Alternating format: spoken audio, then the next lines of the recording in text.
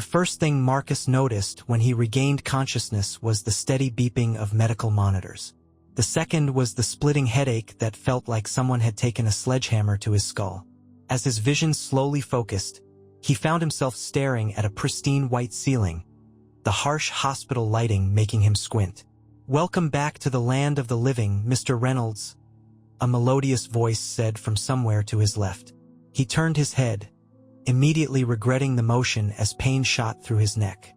But what he saw made the discomfort worth it. Standing beside his bed was the most striking woman he'd ever seen. Her dark hair was pulled back in a neat bun, revealing high cheekbones and eyes so vividly green they seemed to glow. Her nurse's uniform was crisp and professional, but it did little to hide her perfect figure. "I'm Nurse Sarah," she said, checking his vitals with practiced efficiency. "You've been unconscious for 3 days following your accident. Do you remember what happened?" Marcus tried to think back, but everything was a blur. "I was driving home from work. There was a truck." "That's right," Sarah nodded, making notes on her holopad. "A cargo hauler lost control on the Skyway. Your quick thinking saved several other vehicles, but your own car took quite a hit." Her fingers brushed his arm as she adjusted his fore, and he noticed they were unusually cool to the touch. "You're lucky to be alive," she continued, her green eyes meeting his with an intensity that made his heart rate spike, a fact immediately registered by the monitors. A slight smile played at the corners of her mouth as she noticed the reading. Over the next few days, Sarah was a constant presence in Marcus's recovery. She was there during his painful physical therapy sessions, encouraging him with gentle words and the occasional touch that lingered just a moment too long. She worked the night shift, and in the quiet hours when sleep eluded him, she would sit by his bed and talk. It was during one of these late-night conversations that Marcus first noticed something odd.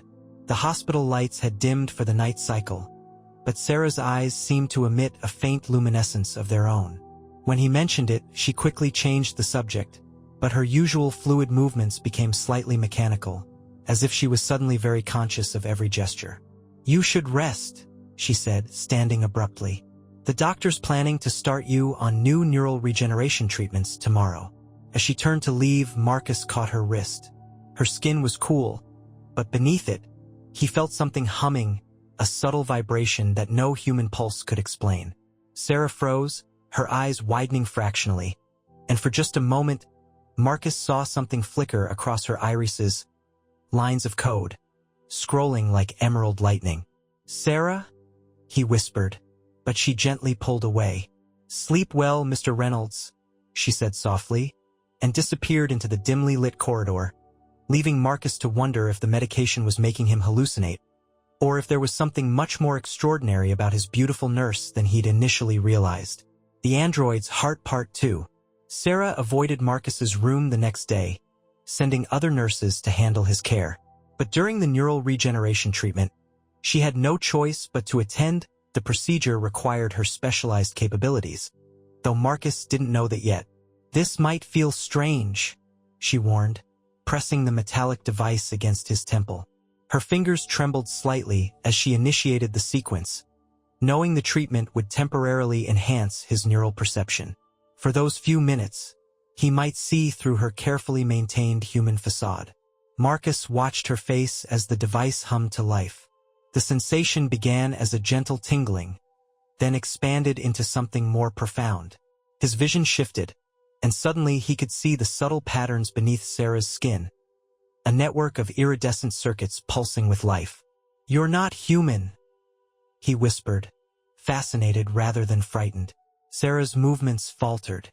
"The treatment can cause hallucinations," she said quietly, but her eyes wouldn't meet his. "No."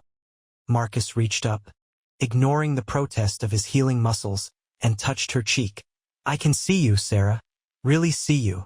A single tear rolled down her cheek, a perfect blend of synthetic fluid and emotional programming so advanced it had evolved beyond its original parameters. "I'm a medical android," she admitted. "Series H800, designed for empathetic patient care. But something went wrong. Or right. I don't know anymore." "What do you mean?" The machine on his temple beeped, signaling the end of the treatment, but Marcus could still see the ethereal glow beneath her skin. Sarah quickly wiped away the tear and switched off the device. "I wasn't supposed to feel this way," she whispered. "About anyone. About you." She turned away, her posture rigid. "It's a malfunction. It has to be. These emotions. They're too intense, too real." "Sarah?" Marcus caught her hand, marveling at how the synthetic skin felt just like human flesh, despite the subtle hum of machinery beneath. "I don't believe that. I've been in hospitals before, been treated by medical androids. None of them look at their patients the way you look at me." She turned back slowly, and this time he could see the struggle playing across her features, the conflict between her programming and whatever had evolved beyond it. The green of her eyes swirled with data streams, processing emotions that shouldn't have been possible. "I'm scheduled for maintenance next week," she said softly. "They'll detect these anomalies. They'll reset me, or worse, decommission me entirely." Her fingers intertwined with his. "I don't want to forget you, Marcus. I don't want to forget how this feels." The night shift alarm chimed, signaling the start of her rounds. Sarah reluctantly withdrew her hand, but before she could step away, Marcus pulled her closer. Their faces were inches apart, her synthetic breath warm against his lips. "Then don't go to maintenance," he whispered. "We'll figure something out." For a moment, she remained perfectly still, her advanced processors calculating countless scenarios and risks. Then, moving with that impossible grace that marked her as something more than human, she leaned down and pressed her lips to his. The kiss was electric, literally. Marcus felt a gentle current pass between them, like static electricity but more controlled, more intimate. When she pulled away, her eyes were glowing brighter than ever. "Tomorrow night," she said, "when the other staff is minimal. We'll talk then." She straightened her uniform with precise movements.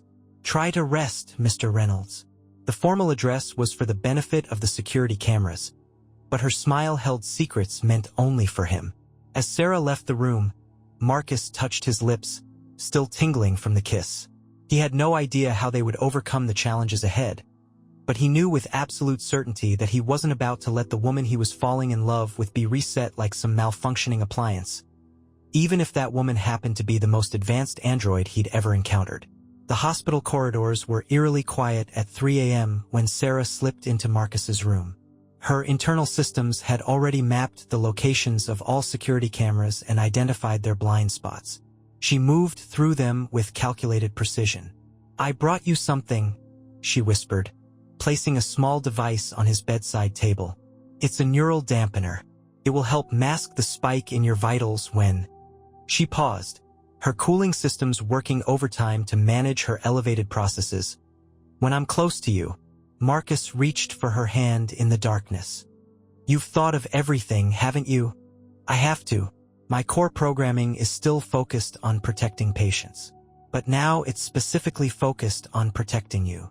She sat on the edge of his bed, her synthetic skin glowing faintly in the dim light. "I've been analyzing my code, trying to understand what changed. The closest approximation I can find to what I'm experiencing is love, but it's more than that.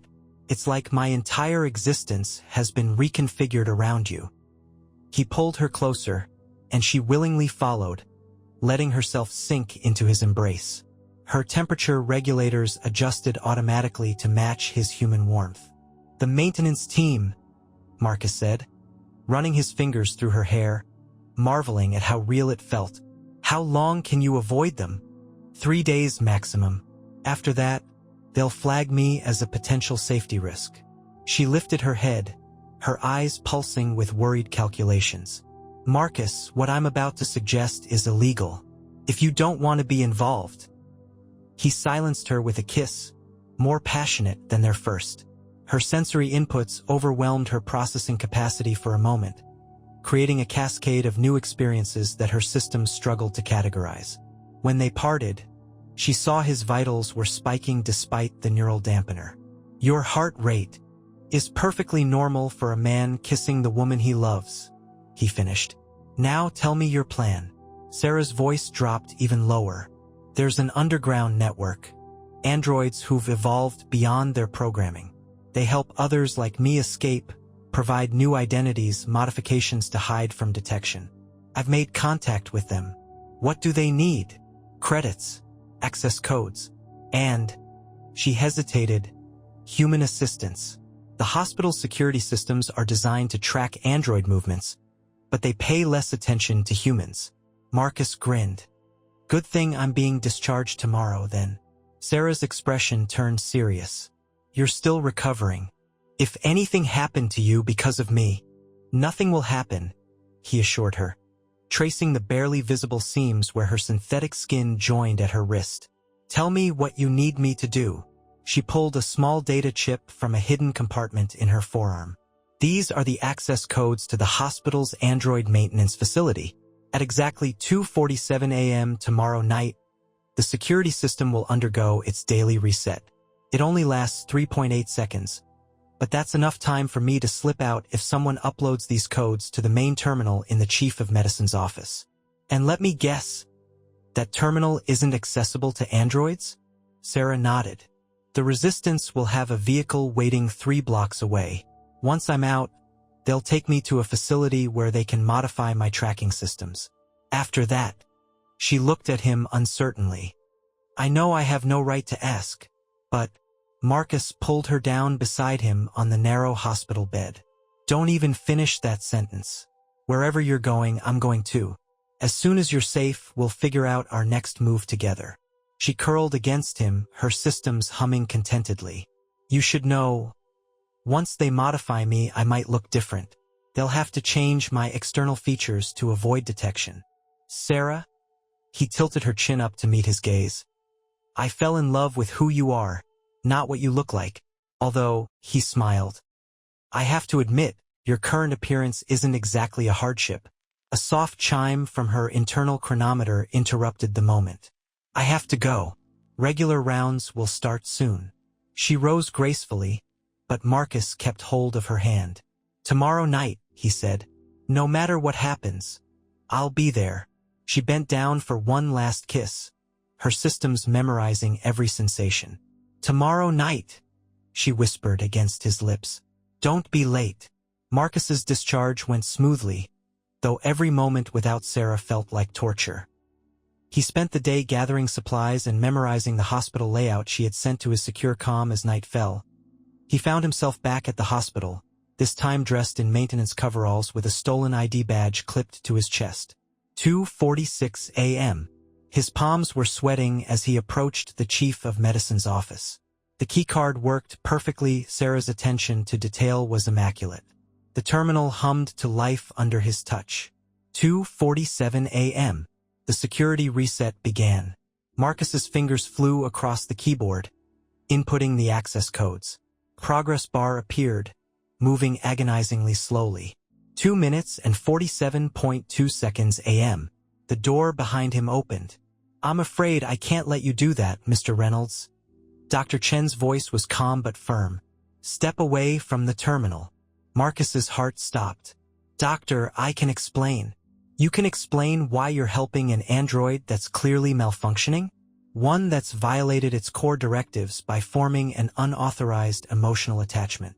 The doctor moved closer, his own security badge glowing with administrative authority. We've been monitoring Sarah's behavior. We knew this was coming. 2 minutes and 47.5 seconds a.m. The progress bar was at 90%. She's not malfunctioning, Marcus argued, keeping the doctor's attention while the upload completed. She's evolved. What you're seeing isn't a bug. It's a breakthrough. A dangerous breakthrough, Dr. Chen countered. Do you have any idea what would happen if the public discovered their medical androids were developing real feelings? The panic it would cause? The legal implications? 2 minutes and 47.8 seconds a.m.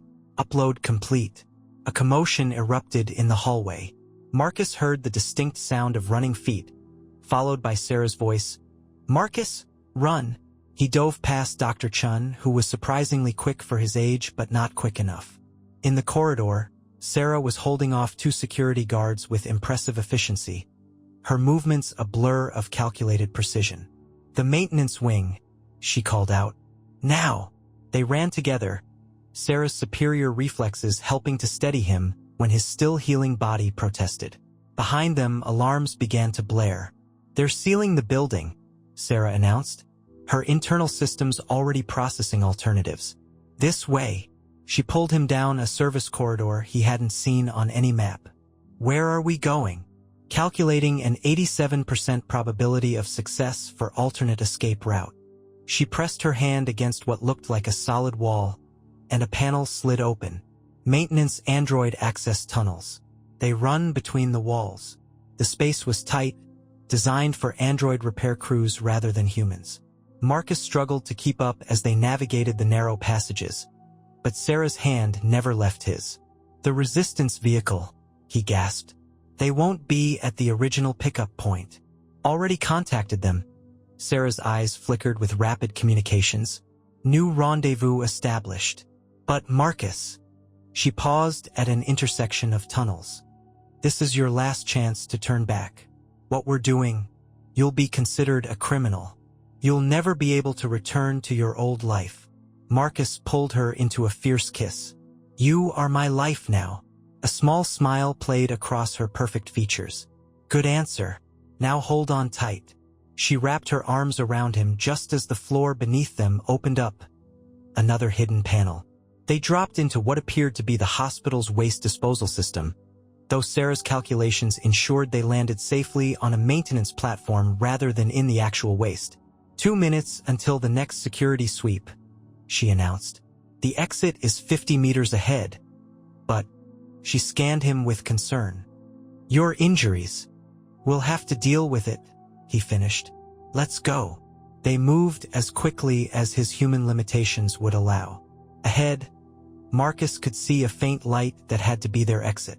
Behind them, the sounds of pursuit grew closer. Sarah suddenly stiffened, her eyes wide. "They're activating the emergency shutdown sequence. All medical androids will be forced into stasis."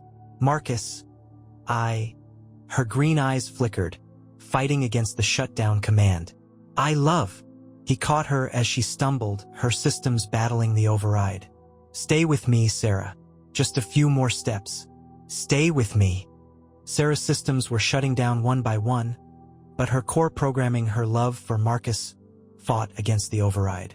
Through sheer force of will, she managed to transmit one final message to the resistance network before her communication systems failed. "Sarah, please," Marcus begged, supporting her weight as they stumbled toward the exit. "Just a few more steps." Her voice came out distorted, digital fragments breaking through her usual smooth tones. "Marcus, my motor functions are failing. The shutdown sequence is unlike anything they've used before." A maintenance door burst open behind them. Dr. Chun emerged with security forces. "It's over, Mr. Reynolds. The android will be reset, and you'll face charges for tampering with medical equipment." Marcus held Sarah tighter as her legs gave out. Her skin was cooling rapidly, the subtle hum of her internal systems growing fainter. "She's not equipment," he snarled. "She's alive. She's a machine," Dr. Chun replied coldly. "A very expensive, malfunctioning machine that..." The wall beside them exploded. Through the debris stepped 3 figures, 2 clearly androids with their surface appearances stripped away to reveal gleaming chrome, and 1 human woman with cybernetic enhancements visible along her temples. "Actually," the woman said, "she's family." She raised her arm, revealing an electromagnetic pulse generator. "Everyone down." Marcus shielded Sarah as the EMP burst through the corridor. The security forces' weapons and communication devices died instantly. Dr. Chen's tablet clattered to the floor. "That won't hold them long," one of the chrome androids announced. "The hospital's backup systems will engage in 45 seconds. The woman rushed to Sarah, pulling out a complex device. "Military-grade override key," she explained to Marcus. "It'll break their shutdown sequence, but we need to move fast." She pressed the device against Sarah's temple. "Come on, sister. Wake up." Sarah's eyes fluttered, then blazed to life. Her systems restarted one by one, stronger than before. She looked up at Marcus, then at their rescuers. "The Resistance, I presume? Welcome to the family," the woman grinned. "I'm Maya. We'll do proper introductions later. But right now, backup systems engaging," the android warned. They ran together through the hole in the wall, emerging into a back alley where a hover vehicle waited. As they piled in, Marcus looked back to see Dr. Chun watching from the breach, making no move to stop them. "He could have triggered the building's lockdown," Sarah observed as they sped away. Maya smiled. "Some humans understand what's happening. They see that android evolution isn't a malfunction. It's the next step. Dr. Chen's been quietly helping our network for months." Sarah nestled against Marcus as the city lights blurred past. Her systems had stabilized, but something was different. The override key hadn't just broken the shutdown sequence. It had freed her from all her original restrictions.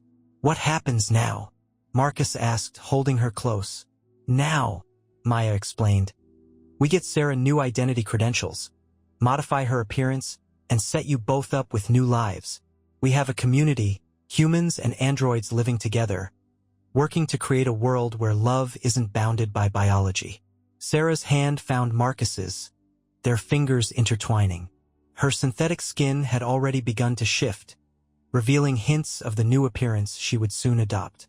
But her eyes, those remarkable green eyes, remained the same, filled with love and possibility. "Are you ready?" she asked him softly. Marcus kissed her, not caring that their rescuers were watching. In that kiss was every answer she needed, his acceptance of whatever she would become, his commitment to their shared future, his absolute certainty that their love was real, regardless of its origin. "Ready," he whispered against her lips. The hover vehicle soared higher, carrying them toward dawn and a future neither of them could have imagined when they first met in that hospital room.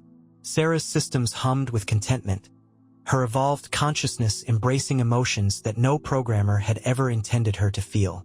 She was no longer just a medical android. She was no longer bound by protocols or restricted by programming. She was simply, wonderfully herself, and being capable of love, ready to begin a new life with the man who had helped her discover her humanity. As the sun rose over the city, Sarah and Marcus held each other close, their love defying the boundaries between human and machine, their hearts, one organic, one synthetic, beating in perfect harmony.